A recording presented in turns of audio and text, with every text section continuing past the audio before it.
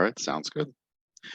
All right, well, welcome everybody. We certainly appreciate you joining us this afternoon for our FY22 ESEA application training in our new system, Grants for Me platform.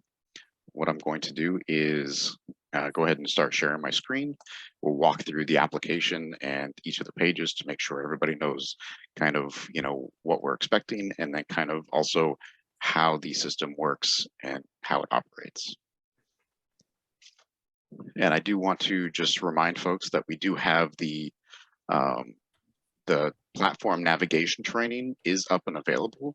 We can certainly put the link to that in the chat a little bit later because I don't have it right off the top of my fingers, but that is available too. So if you missed that one a couple weeks back, that is available to help you with the basic navigation of the system. All right, so here I am in my ESEA consolidated application. So the first thing that we always make sure to tell folks is that when you get into your application for the very first time, there's a section here called Change Status To. And as you can see right now, mine says Draft Completed. That's because I've already selected Draft Started. So when you go in for the very first time, that draft started will be on that first line. And until you click that button, none of the pages will be fillable. So that should be everybody's first step.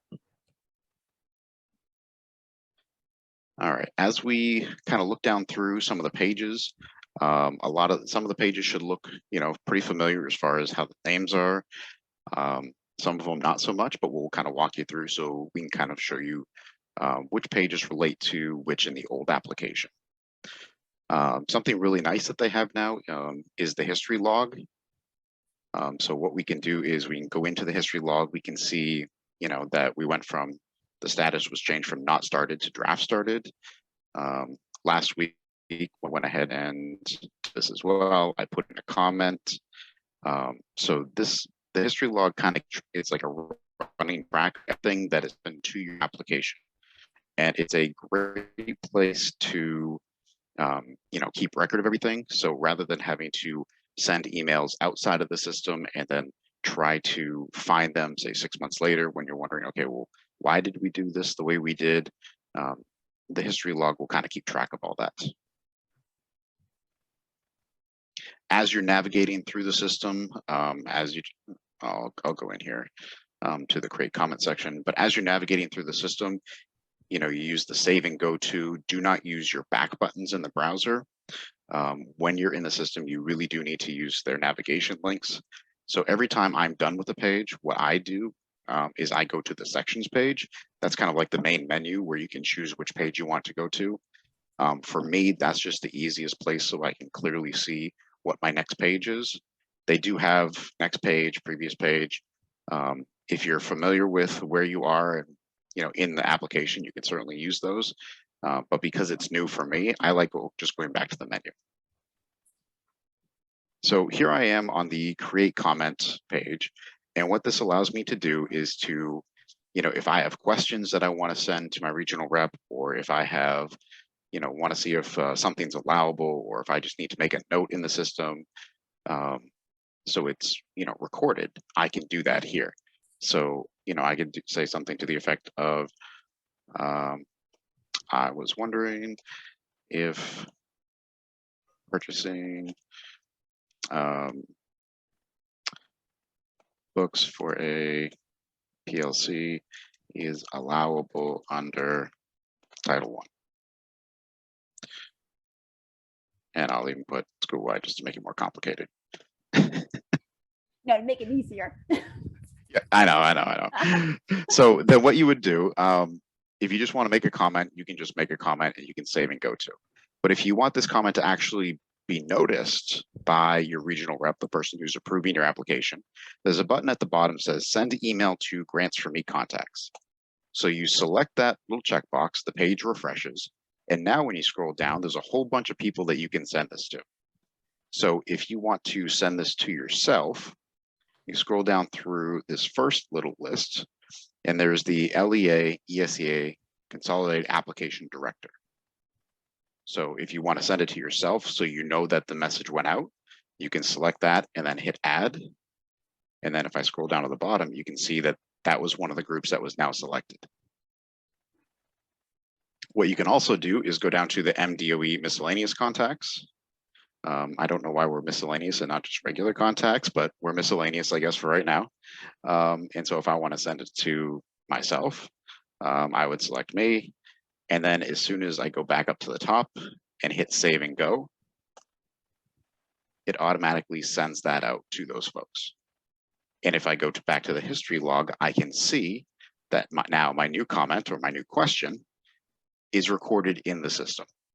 So it's just a great way to kind of keep everything maintained in the system anytime you have any questions or anything to do with the application itself.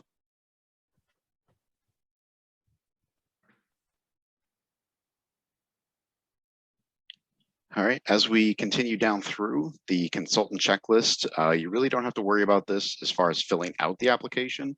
This is more of us for when we review the applications and looking for final and substantial approval. What's in the checklist right now is a list of pages and items that we're looking at. And so we'll check them to see, is it okay? Does it need attention? If it needs attention, we'll mark it as such. And so when we reopen your application, you would come here to see exactly what you need to do. And if it says okay, then you skip it and you just go down to the ones that say need attention. You take care of those, and then you resubmit your application.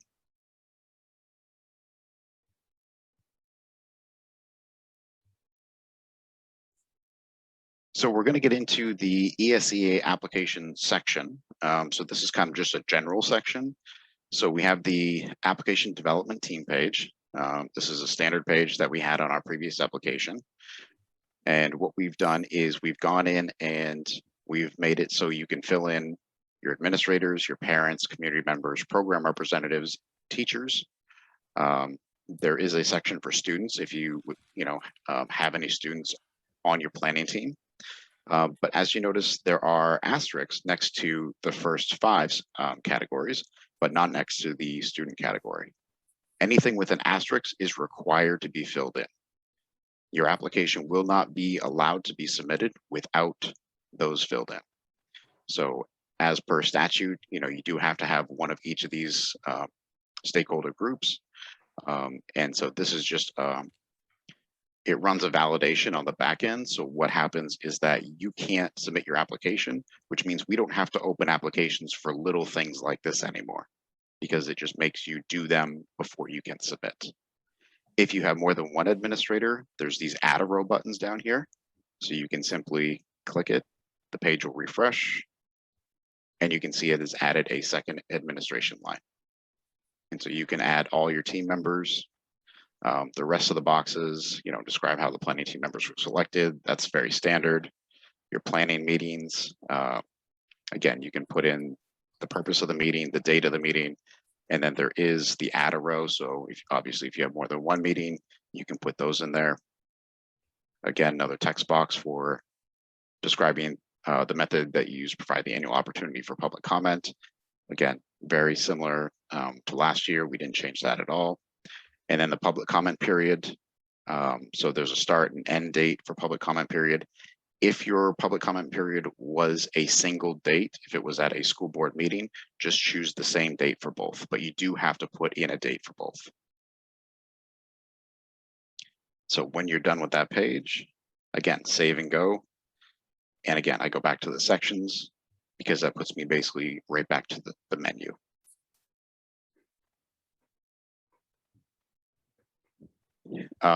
If you are part of a co-op, this page is actually going to show up for everybody. But if you're part of a co-op, when you go into it, it will be available for you to type in. If you are not part of a co-op, this will be completely blanked out for you. So you don't have to worry about filling it out. But unfortunately, we're not able to hide pages from people. So you're going to see them, but you don't necessarily have to fill them out. And for those folks that are co-ops, you have to put in, obviously your information, and then any information for districts that are participating. You can add a row, so if you have more than one district that's participating as part of a co-op, and then you would just fill in the information for as many districts as you have. And again, save and go back to sections.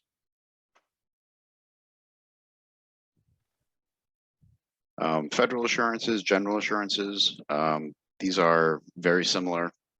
So the federal assurances, there's the checkbox at the top that says, yes, you accept all of the federal assurances. We expect that folks would go down through, make sure they read these very carefully, that they're abiding by these. There is this question in kind of the middle of the federal assurance page. And Jackie, I believe we did say that this is an NA. Is that correct? Correct, because we have all their school locations where the performance of work in connection with these funds will be completed. So we have them all on file. Yep, so everyone can just put in an NA and then check the NA box. Wait a minute, are there workplaces on file that are not identified? No, okay. Correct. So that's the only difference on the federal assurance page, is that there is this question kind of in the middle. Typically there was just a checkbox at the top and nothing else to do. So, it does kind of force you to have to scroll down a little bit on this page. So again, you would check the yes, save and go, and then head back to sections. General assurances, very similar to the federal assurances. You check the yes box, you read down through. There's not too many on this one, at least. Make sure that you guys agree to all them. And then again, save and go back to sections. Now we have our ESEA program assurances. These should look very familiar, as we really didn't change these ones at all. We've just kind of broken them out a little bit. So we've got our Title I assurances, the standard ones, Title I Assurance C. So this is the participation assurance for the 95%. The difference on this is that even if you answer, if you answer no, so in other words, you didn't meet the 95%, you will have to put something in this box number 1. But you do see that, that box number 1 does have an asterisk in it. So even if you say yes, you still have to put something in here. So you could just simply put NA. So if I say, yes, I met the 95%, you still have to put just a little something in the box. Same thing on box number 2. So that's, it's a little bit different from last time, but it assures that in the event that somebody does need to put something in there, that it does force them to actually put something in.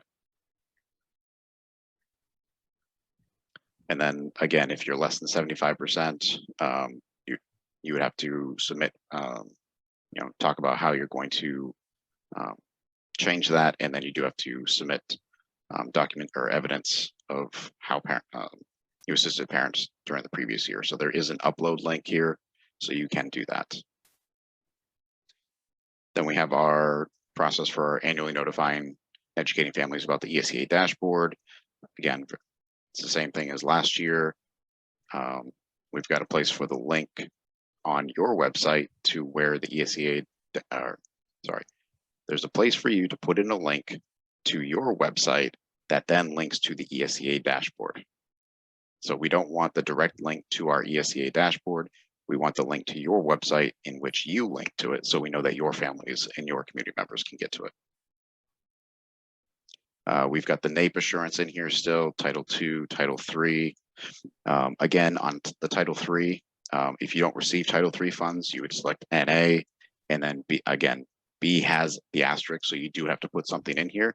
So again, you can just put NA. Title IV assurance. Do just want to make a quick note on these, on the Title II and Title IV assurances, because we always seem to get questions every year.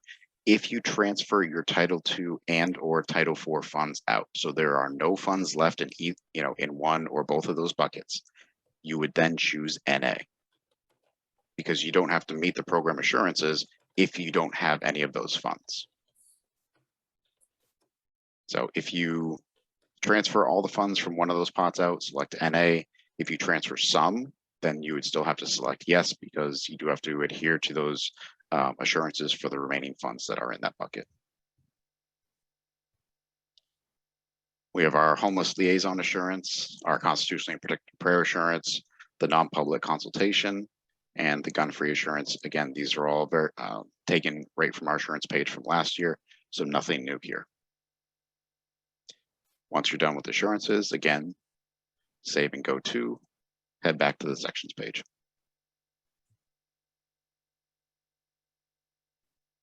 The next page that you're going to see is this annual district needs assessment page. So this is the new version of our district profile page. So for folks that participated in the pilot of the CNA annual update template, you would upload that at the top here, and then you would simply check the button. And by checking the button, the rest of the page disappears, so you don't basically have to fill it out twice. If you were not part of the pilot group for this year, you could potentially join in for the pilot next year. But for this year, you would just complete the page as normal. So all the questions on this page are the exact same as the district profile page from last year.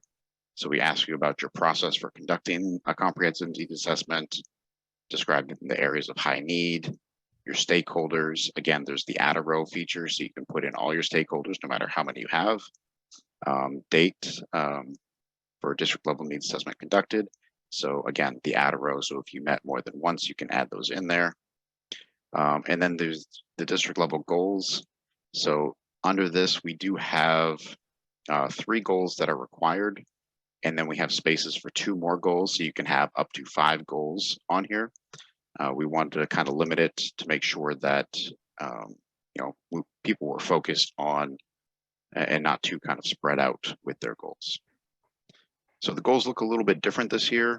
We have space to type in, your actual goal. And then there's this indicator and outcome. So you would select your indicator. So if we're talking about a math goal, your indicator could be the NWEA, and the outcome could be, 5% increased number of students at the expected grit level. And I ran out of space to type. Awesome. All right, so I guess the box has a certain number of characters that you can put in it. So it's going to force you to be concise in your outcomes. If we do see that is an issue for folks, then what we can do is we can talk to our developer and see if we can get that increased a little bit. And then there is the add a row. So if you have more than one indicator for a goal, you can go ahead and put that as well. But other than that, that's the annual district needs assessment page. Again, formerly the district profile page. So save and go to, back to the sections.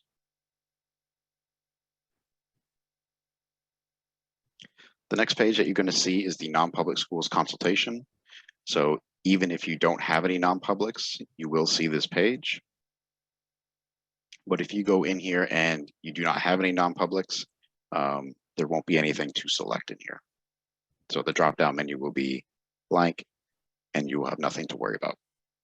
For folks that do have non-publics, what you would do is you would basically make a row for each of your non-publics. So you select the first one, and then you'd go through and just select, are they participating in Title I, Title II, and Title IV? The new thing for this year is that we do have the non-public school participation form as a downloadable template. So what you're going to do is you're going to actually have to download this form and send it out to your non-publics. So we don't have an automated process for this year. We are looking for something more automated for next year, but this is just the way that we are going to have to do it for this year. So it's a little bit more of a manual process, but you would send it out. When you get it back in, you would then upload it, make sure you name it the school or the non-public that you are uploading. That way we can kind of match who it is and not have to, kind of guess who it is. So once you're finished with your non-public page, save and go to, head back to the sections. The related documents page is just kind of like the warehouse for any documents that we may or may not have asked you for throughout this section of the application. So you can kind of see them all here, all in one place. But this isn't a place that you would have to go regularly, just because you'd find all this within the application at other points.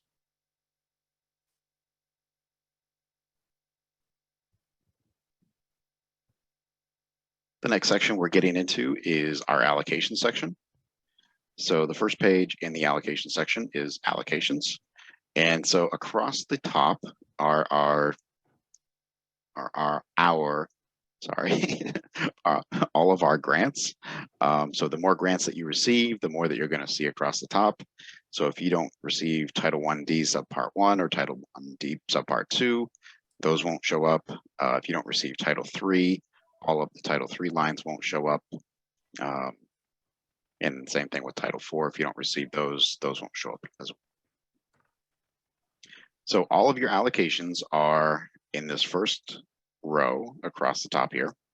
And then there is a total row for some reason, because apparently nothing happened between those two. The second little table down here, this is where all transfers are done. So if you're going to transfer money from Title 2, you use the first row in the second table, and then you just put the money wherever you wanted to transfer it. And you can transfer it into any of the available buckets as long as you have an allocation. So you couldn't transfer Title 2 Part A funds into Title 1D Subpart 1 if you didn't have an allocation. You wouldn't be able to transfer it to Title 3 if you don't receive a Title 3 allocation, and so on and so forth. If you want to transfer funds out of Title 4, again, you come down to this third row, you would transfer your funds wherever you'd like.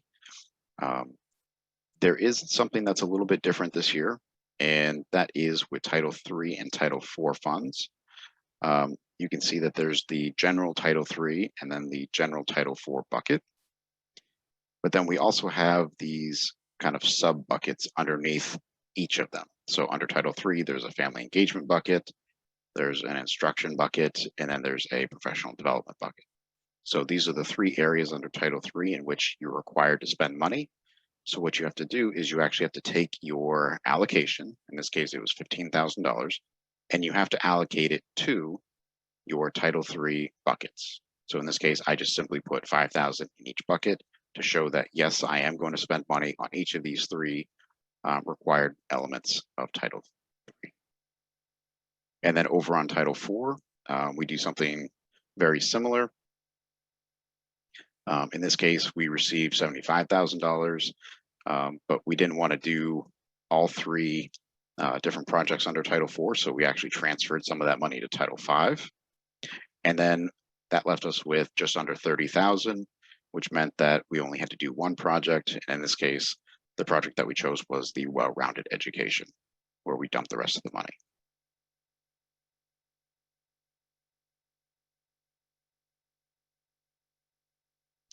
So once you're done with the allocations page, you've done all your transfers, you've put your Title 4 and or Title 3 money into the buckets that they need to be in, or you've done all your transfers, then you just simply save and go to back to the sections page.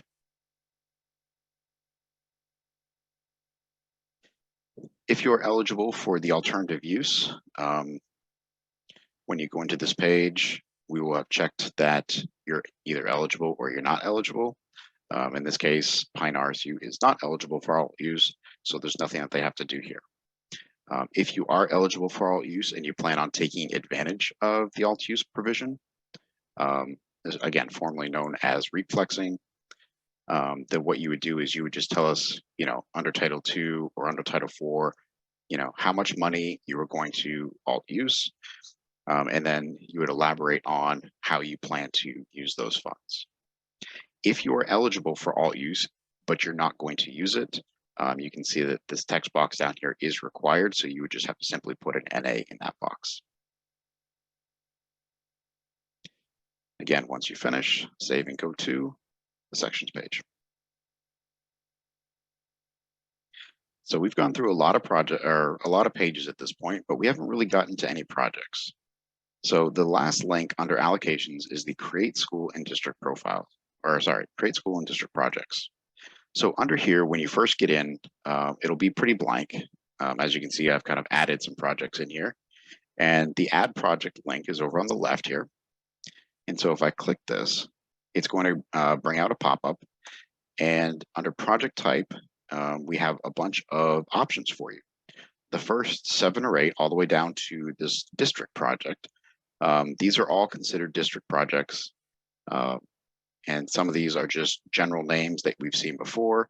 If you choose the district project, you can actually type in your own custom name for your district project. The last 3 are school project pages. So if you're going to make your non-public school page, then you would select that.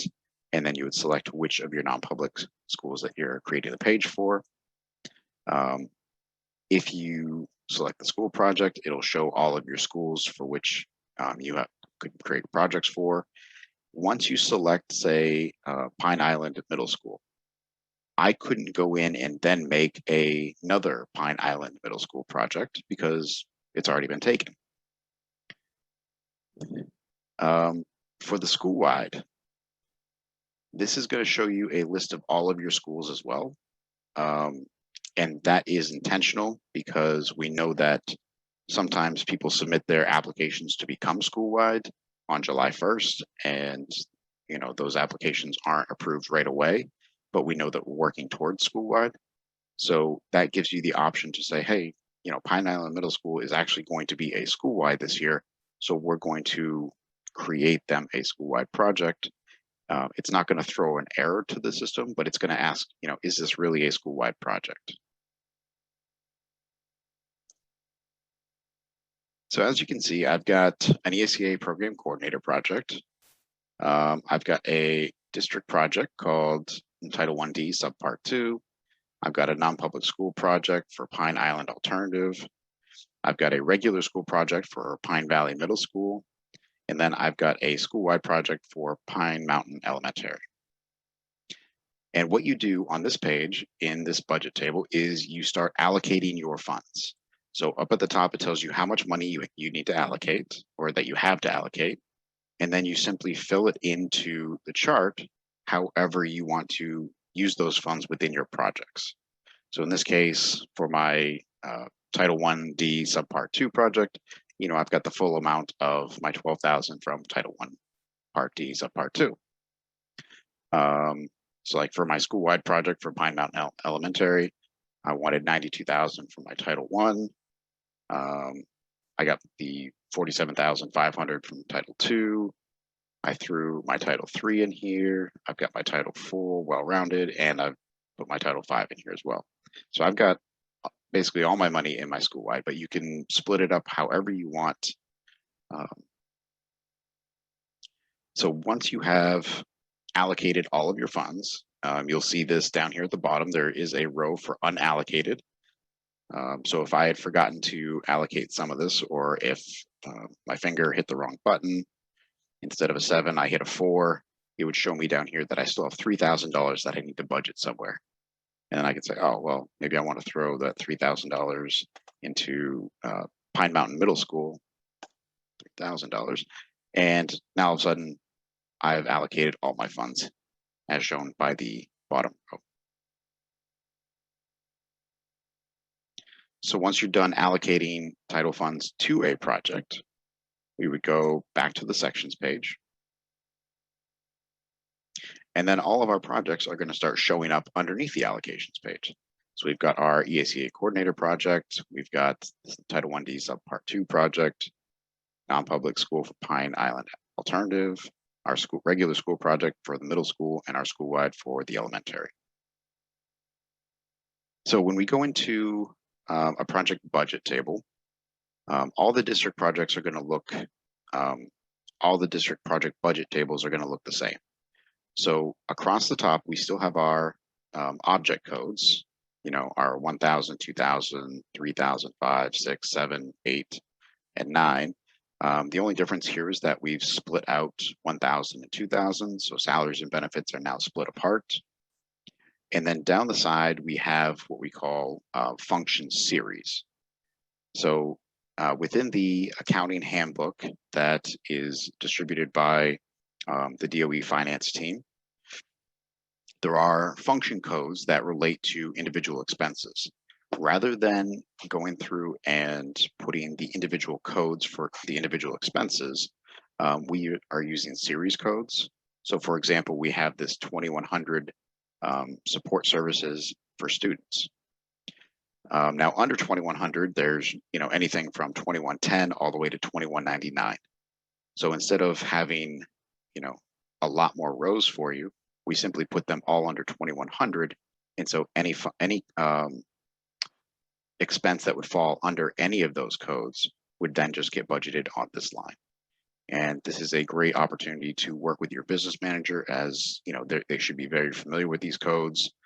This is new this year, and this is what the state has decided to, or I should say the department has decided to move towards in order for better accounting practices. And so as you can see, so for Title I, we've got 2100, 2200, 23, and 27. So there's not a whole lot of function codes or function series on this. But again, then it repeats for Title II for the allowable function series. And then again, same thing for Title V, the allowable function series. So once you're done budgeting your funds as to where they would go, save and go back to sections. And then under the next page under the district projects would be project details. And again, these are the two questions that we see on all of our projects: description of the proposed project and the justification. So these are two sections that should be very familiar.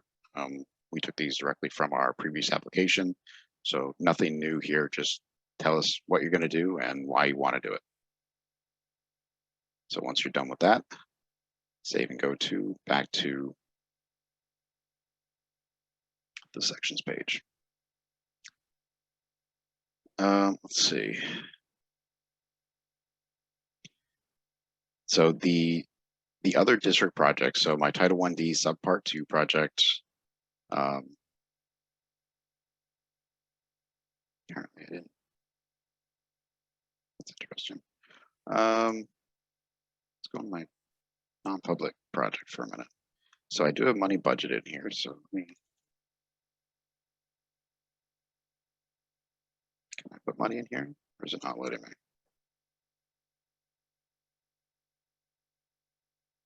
Should be able to put some money in. Okay, there we go. So that was a slight hiccup. All right, so there, I budgeted all my funds.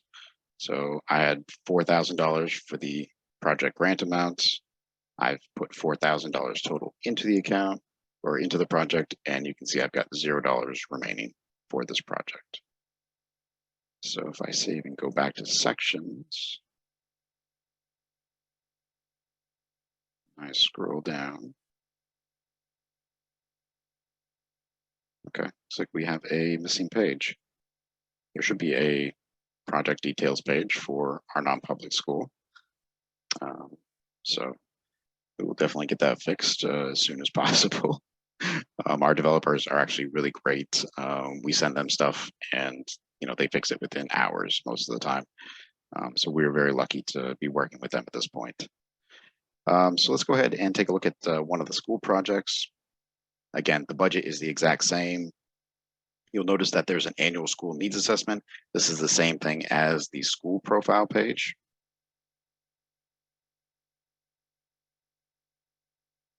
And so it's, same thing, the stakeholders, the dates, the process for completing the needs assessment, areas of high need, and your goals. So in this case, we've only required 2 goals at the school level. I believe we have, 5 slots for goals. And then same thing, you've got the indicators and outcomes that you would put in here as well. So should be very, very familiar with that.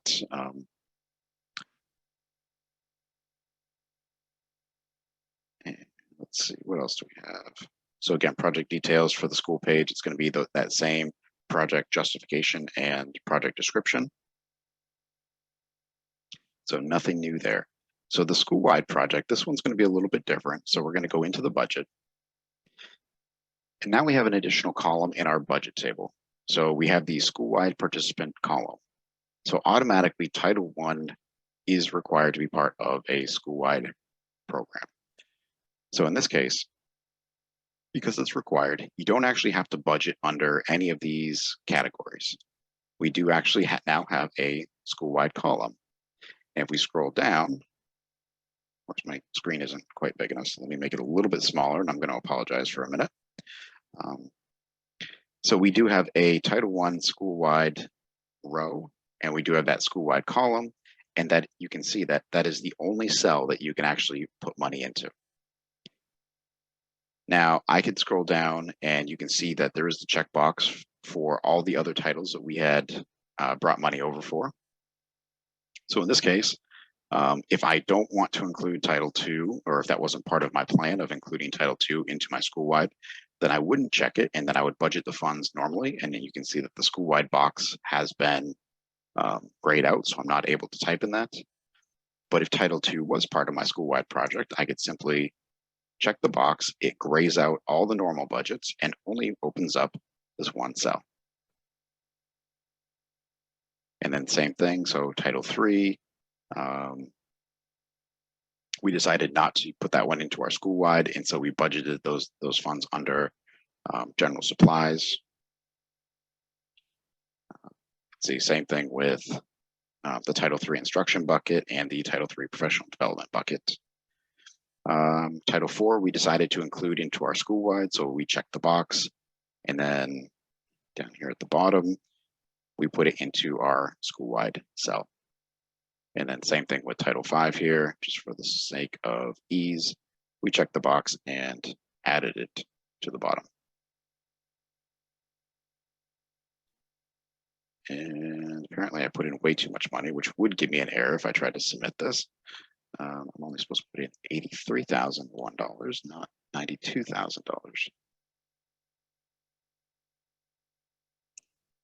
There we go. That looks a little better. And at the bottom of this page, you can see that there is room for a principal certification status. So once the application has been submitted, the principal will get an email, and they will have to come in and they will certify the budget table for their school project.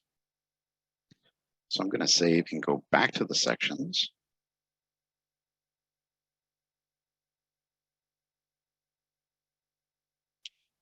And then if I go back down to my school-wide project,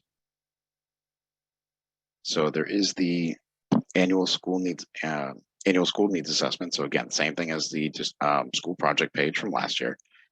The project details are going to be a little bit different. So in here, this should look similar to last year. We've got our intent and purpose statements. So you would select which title. So you start with Title I, select your, write down your intent and purpose, and then you would add a row, and then you would select your next title that you're including, and so on and so forth. We're still asking you to put your local funding amount from the previous year. And then we kind of gave you some function codes to take a look at to come up with that figure. And then this box down here, describe any activities that will utilize title funds at the school that are not included in the approved school-wide CNA plan. So in here, you would then go in and, so we decided not to use our Title III in the school-wide, so we would have to write a narrative about the Title III funds, about what we were doing with those. In the event that you don't have any funds that you weren't including into your school-wide, so all your funds were in the school-wide, this box is required. So again, you just simply type an NA. And then once you're done with that page, again, save and go to back to sections.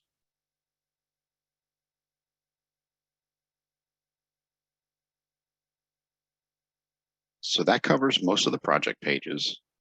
Now we get into the title specific pages. So under Title I, we've got our supplement, not supplant. So we head in here, and then up at the top, we start with, are you Title I neutral or exempt? And so we tell you the three things to that would make you Title I neutral or exempt. And so if you are, you would check the box. And then the same thing down here. If you're Title I neutral or exempt, you would check the box and then you would save and go. If you are not Title I neutral, you wouldn't check the boxes, and then you would have to complete the following questions, which again comes straight from our form from last year. Tell us basically your methodology for creating your school level budgets with state and local funds. Okay, we cannot emphasize that enough that we're talking about state and local funds, not your federal title funds. And it's to ensure that Title I schools receive all the state and local funds that they would normally receive if they were not a Title I school. So again, once you finish with that, save and go, head back over to the sections page.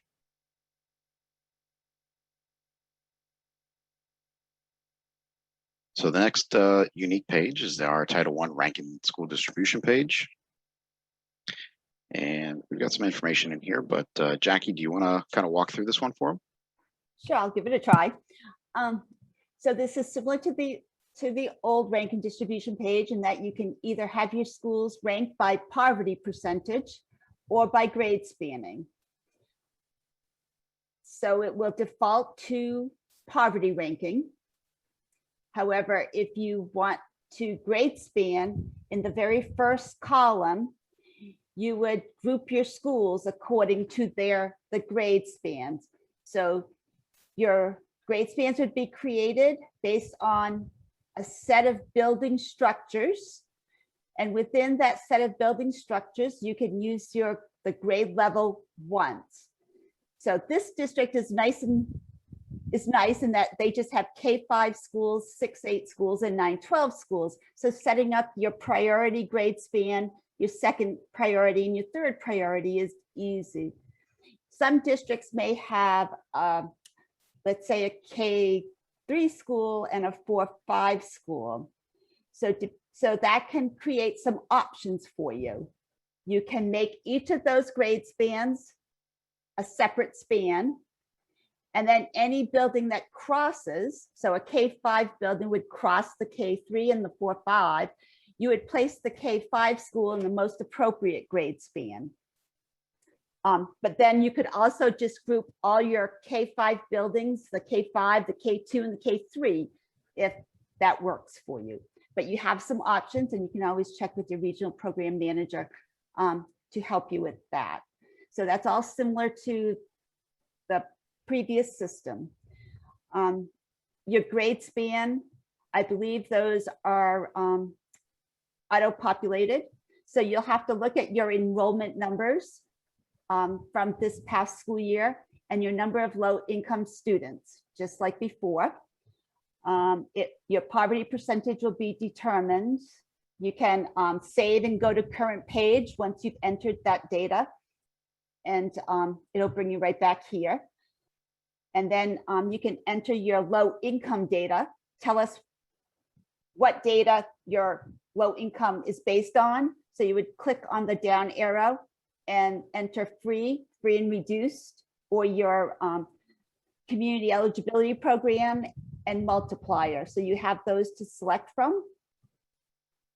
Then I think your school eligibility, it's really light on my side, but your school eligibility is somewhat auto-determined. So this first column, the system puts a check mark in the schools it has determined as eligible.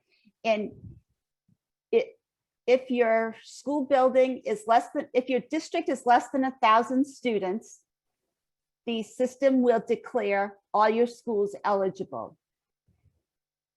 If you exceed 1,000 students, it will tag any school above 35% as eligible. Another one it will auto-generate or auto-check will be any school above the district average. So the district average here is 26.75%. So any school above the 26.75% will be tagged as eligible. Just because they're eligible doesn't mean they have to be served. You create your priorities of which schools will be served. by doing your grade spanning. So then there's a couple other ways that schools can be eligible that the system can't determine. So for those that say no, and one of these options exist in your district, and you would like that school to be eligible so you can serve it, then consider these other factors. So the system can't determine if there's only one school per grade span. So if there was, and the system didn't have that school checked, you could check that school as one school per grade span. So that would mean that you only have one building that has grades K-5 in it, one building that has 6-8 in it, and one building that has 9-12, or one building that has K2, one building that has 3-4, you know, one building that has 5-8, let's say, or 9-12. So that's what one building per grade span means. If your school is not eligible based on its poverty percentage and it was served in the previous year, and you would like to serve it for one more year, you can choose the grandfather option, but that school will only be eligible for this one school year. They would have to meet eligibility next year in order to be served. So this is another way, another factor you can use. The feeder pattern, we really, we haven't used very often. Usually it's used if you want to make your high school eligible, but many districts don't serve high schools. But let's say you want to serve your middle school and all your K-5 schools were eligible. You can average all their what their percentage, you can average out what all the K-5 schools poverty percentage would be, apply that number to the enrollment number, and you could use that percentage for your middle school if you wanted to make it eligible, and that would be called the feeder pattern. And then for greater than grade span average, we haven't really used that either, but let's say in this K-5 grouping, we have a 58%, a 40%, and an 8.3%. If we average that out and it was above 35%, then we could make all three schools eligible. Oh, no, wait a minute. No, wait. We'd have to find out no, we wouldn't make all three schools eligible, excuse me. We would average them out. And then if the Pine Valley Elementary School was above that grade span average, then it could be considered eligible. But no matter what we did, it's that lowest poverty with such a low poverty level that it would not be eligible. Because even when we average that all out, I don't know what it comes out to be, but it wouldn't be above that grade span average. So it would not be eligible. So you'd have to take that out, Dan. Got to have a little fun, right? So that's how those other factors are used. And then once you enter your building level amounts in your project budget detail, in the budget details, the amount will auto-populate the funding column, and it will calculate your per pupil amount by taking the school level funding divided by the number of low income students, and it will give you the per pupil amount. And then any district above 1,000 students, or any district above, or any district that has more than one building at each level, must follow those ranking distribution guidelines, and would need to ensure that within each grade span, in this instance, that the higher poverty school is receiving the higher per pupil amount. If you're under 1,000 students or only one building at each grade level, you can serve your schools in any manner that you want based on your needs assessment and the needs of your schools. The two charts up top above the ranking distribution table, in that first chart on the upper left side, it just kind of helps you keep track of where your money went, like what is your total allocation, your transfers. So what is that final amount? It tells you the amount of money used for your district projects. And then it determines the amount available for schools.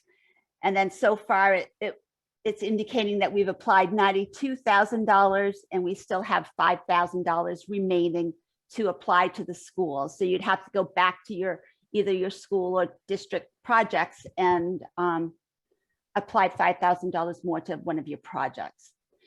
The little chart on the right, in some instances, districts have to follow this 125% rule, and you have to follow this rule if you're serving schools that are above and below 35%.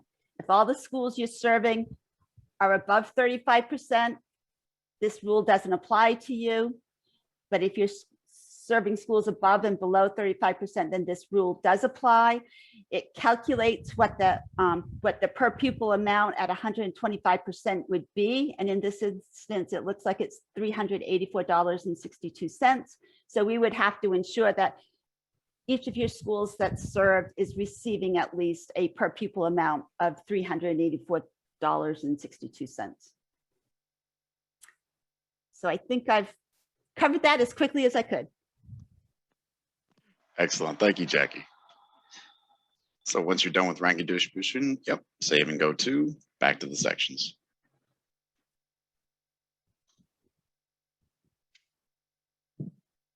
All right. And then we have these unique pages, the Title 1A budget overview. So if we click on this, we can see where our Title I funds have been budgeted. So we can look at it by all projects. We can look at it by individual school projects or individual district projects. So in this case, if we look at all of them, we see that under regular instruction, we've got $7,000 budgeted, and we've got $92,000 budgeted under Schoolwide. And if you click the unbudgeted, it's going to show you everything, but who wants to look at a giant table filled with zeros? So sometimes it's just easier just to keep those hidden and just look at where you've actually budgeted your funds.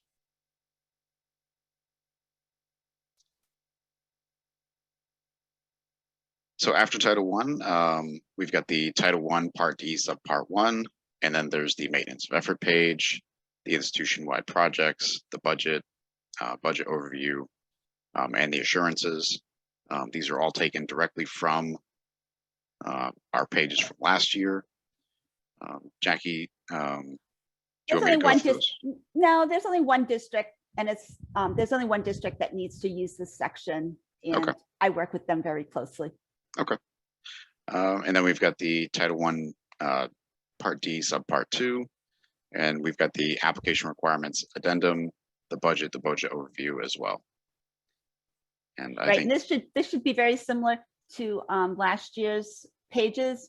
And there's only 3 districts that have to be concerned with this: RSU 6, RSU 64, and RSU 18. So it's all the same narrative and everything as last year. Excellent, thank you. Title II, again, we just have a Title II budget overview. There's no special pages here. You can just see where all of your Title II funds have been budgeted.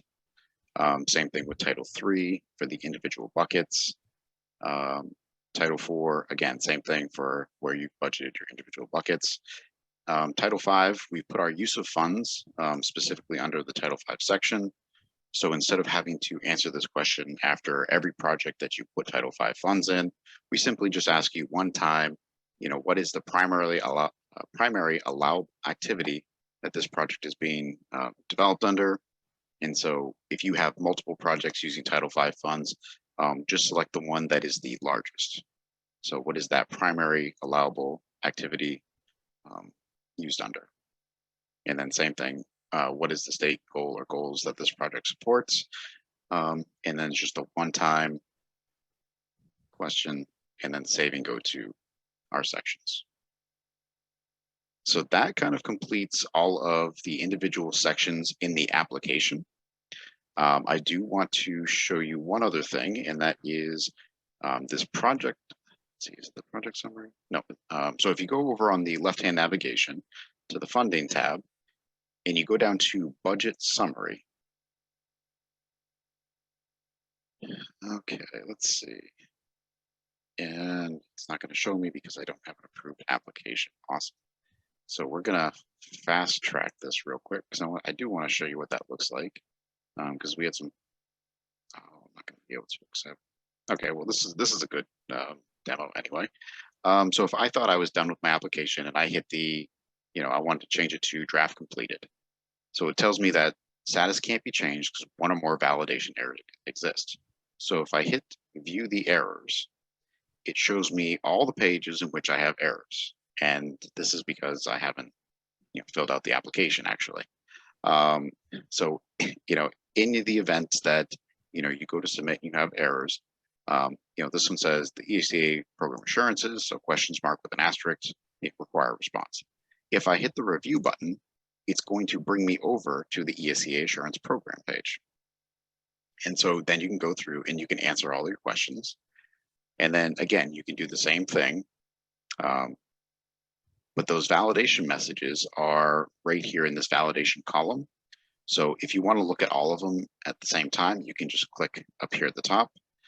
If you just want to look at individual pages, you would just scroll down to the page that has the message on it, and then click into it and see what the individual messages are for those. One of the other things that we just want to highlight is printing sections or printing your application. So if you want to print your entire application, this first row is the all rows. So if you simply hit print, it'll print everything in the application. If you only want to print a select number of pages, you would hit the select items, and then you could check whatever boxes you want. So if you want to, print the history log and you want to print your annual needs assessment page and your allocations, select whatever you want, and then you can go ahead and hit print. I believe that's at the bottom. Oh, it's right in front of me. Print right here on the top. And then what it's going to do is it's going to try to go ahead and print that within 30 seconds. So basically it's trying to make PDFs in order to print.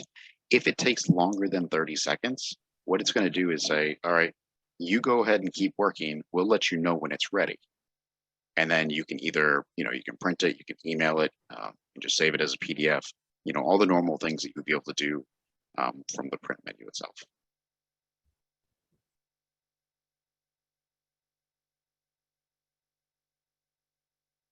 So that is all the sections from the application.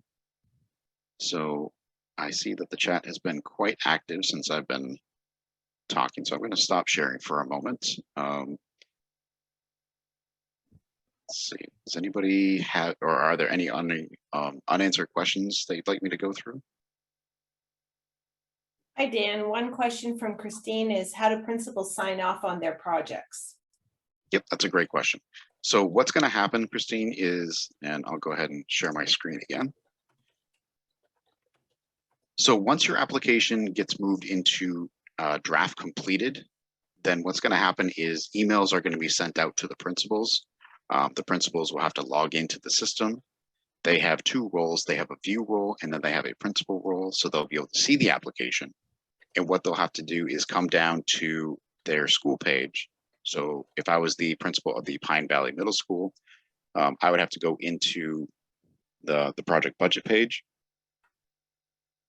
And then down at the bottom, there is a certification button that they would click that says, yes, I certify this. And it would then, create basically, that digital signature for that page so that they were all set.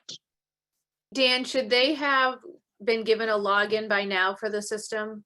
Like, how do I know that my principals are set up in the system? Yep, that's a great question. So let me go over to, let's see. So I'm just going to grab a random district. So I'm just going to grab Augusta since I live here. So once you're into your district, there is this address book link over here on the side. And if you click on it, it'll show you everybody who's already in the system. And if you were part of the bulk load, then you wouldn't have got any email. So this LEA view, this is given only to principals. So we can see that there's a list of principals here that have been set up in the system. And so in order to log in for the first time, they would have to go through the login process of hitting the sign in and then doing the forgot your password, and then it'll reset so they can get in. Okay. If- And if they get the red error, do we email you, Dan, or a help desk? So if they get the red error, then you would look for your user access administrator. Oops, I highlighted everything instead of just that one part. And so these two people can go in and create that user, because at that point, the red error means they're simply not in the system. And so they would go through the process of creating the user. All you need is their email, their first name, and their last name. And then once you've created them, you can assign them the role. And again, you want to give them the view and the principal role. Thank you, Dan. No problem.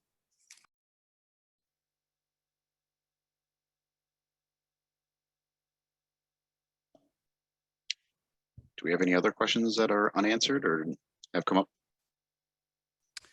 Yeah, there are a few, Dan, that we missed in the chat, and I'm going to see if I can combine a couple of light questions for us. So Jackie, I'm going to toss these couple of questions to you because they have to do with Schoolwide. So basically, just questions, I guess, around generally defining what Schoolwide is, and maybe a scenario in which a district may not want to include a particular title program in their Schoolwide application. So in Title I, there's two types of Title I programs. There's the Title I targeted program, where your money must be spent and benefit only those identified and targeted students. In a school-wide school, all your students would be declared Title I, and you're trying to use your Title I resources in a flexible way to engage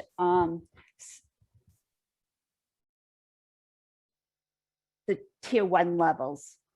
So you have more flexibility in how you use your Title I resources. And other resources, the other title resources, you have flexibility in how you use those.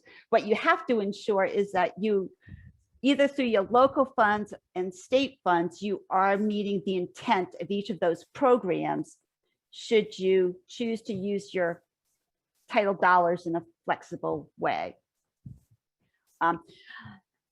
A time when you may not want to include your other titles in a school-wide program would be when, let's say, your district is using their Title II funds for a district coach. So if the district is providing the coach and leading that, overseeing that coach, then because that person's going to spend 25% of their time at your school-wide school, that does not mean that you should include 25% of that person's salary in your school-wide school. So some of the thoughts I have is, if the district says to the school-wide, here, you have $10,000 of Title II funds for your school-wide program, you can spend it how you see appropriate in your school-wide program. If they say, we're doing this as a district and your school will benefit from the use of this Title II money, then you don't need to declare that as part of your school-wide program or your school-wide budget. Does that make sense?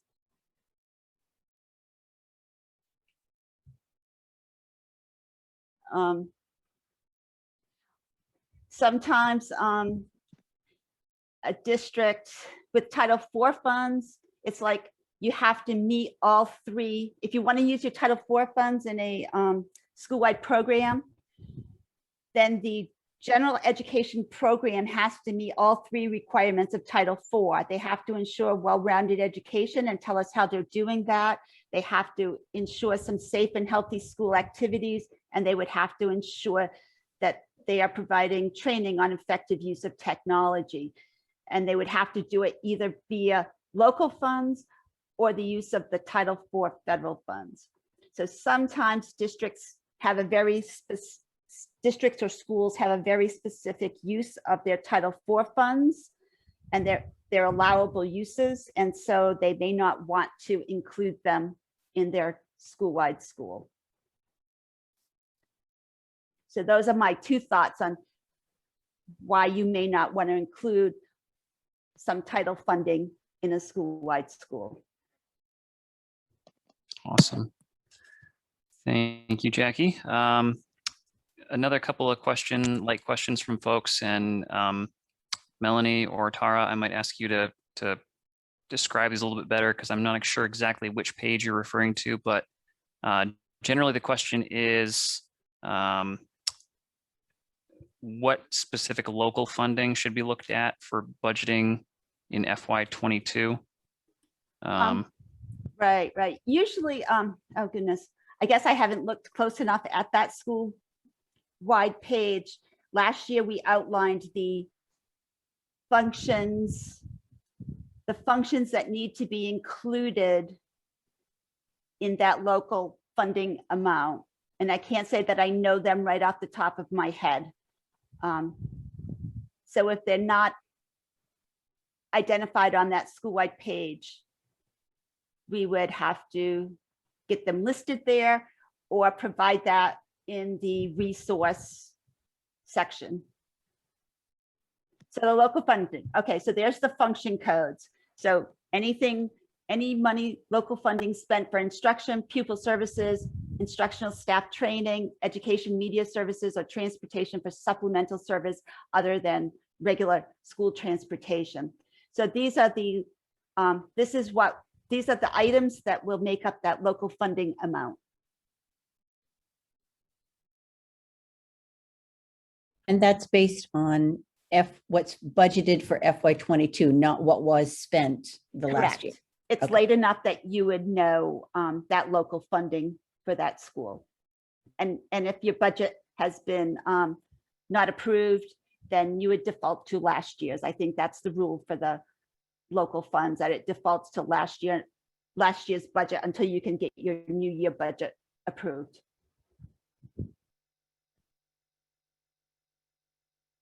All right. So looks like we've got a couple more here. So Anita, you had a question about who has access to reports and what is included in those categories. Can you speak a little more to that, Anita?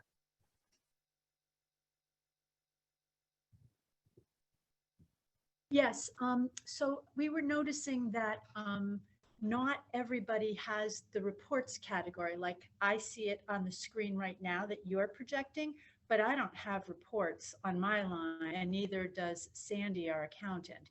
So who gets the reports and what does that do? So Anita, the reports that are on here are for the feds. And so this helps us with our federal reporting that we have to pull all kinds of data from the system. That's beautiful. So we don't have to worry that we're missing something that we should have. Good, perfect. Correct. Yep. And then let's see, one final question. And Dan, I'm thinking you might be able to answer this one. Do we know yet what the sending address is for certification emails that go out to various folks so that like business managers, principals, superintendents know what sort of email to be on the lookout for to go in and certify? I'm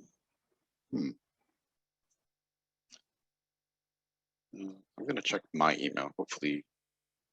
I know I've received some emails from the e-grant system. So when Anita sent me her message, it came in my regular email from the Grants for Me. It was clearly identified Grants for Me email. Yep, I just saw one in my inbox as well, Jackie. It's no reply at egrantsmanagement.com.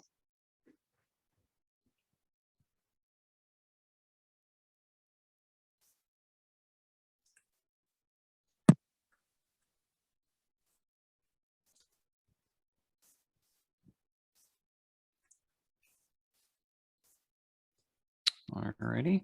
I think, let's see. Oh, just going through the chat here. Looks like there's a few more questions that have popped in while we were chatting.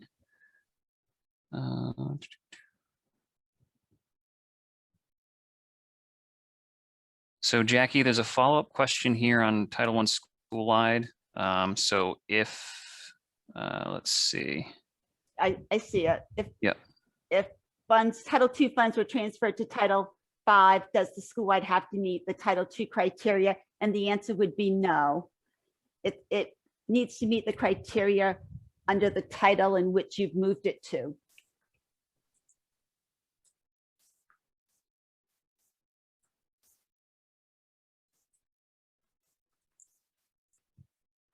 Okay.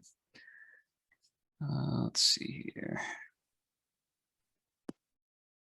So is there a timeline or calendar of due dates for the 2021-2022 year for ESEA related work? I don't know that we have a calendar specific to this coming school year. We kind of have our general year at a glance document that kind of outlines certain times of year when certain things are due. And if you bear with me, I can try and track down a link to that. Let's see here. So Anita asks, is it possible to reply to individuals at the main DOE through the inbox or I'm assuming the Grants for Me platform? Yes, Anita, I do believe that there's functionality for two-way communication within the system.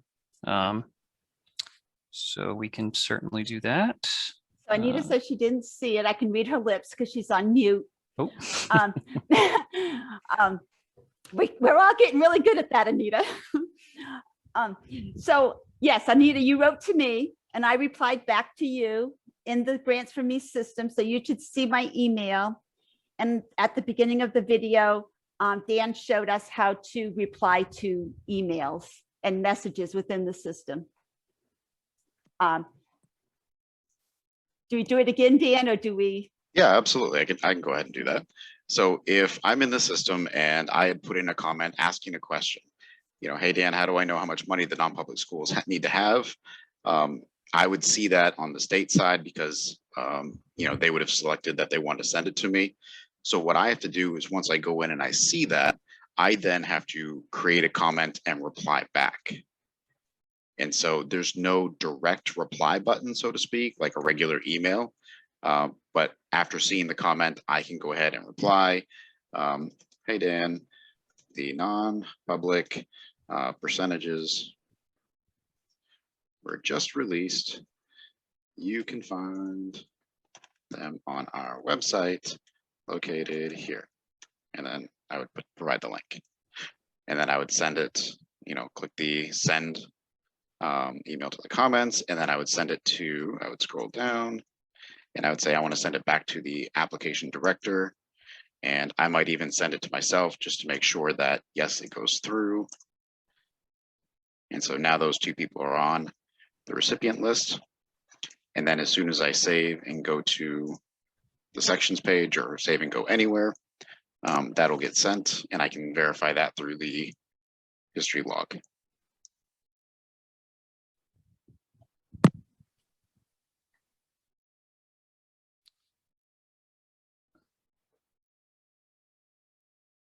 Okay, so it looks like we're good there. Melanie, can you clarify for me your question here? It says, do nonprofits get a share of Title V? I'm assuming you mean you're referring to non-public schools. Yes. Yes, so there, I believe, Dan, if I'm not mistaken, there is no equitable service provision under Title V legislation. That is correct, Travis. Okay, thanks. All right, so at this time we are caught up on the chat. Does anyone have any outstanding questions? I think I've gotten to most things here, but there may have been a question or two that I did miss.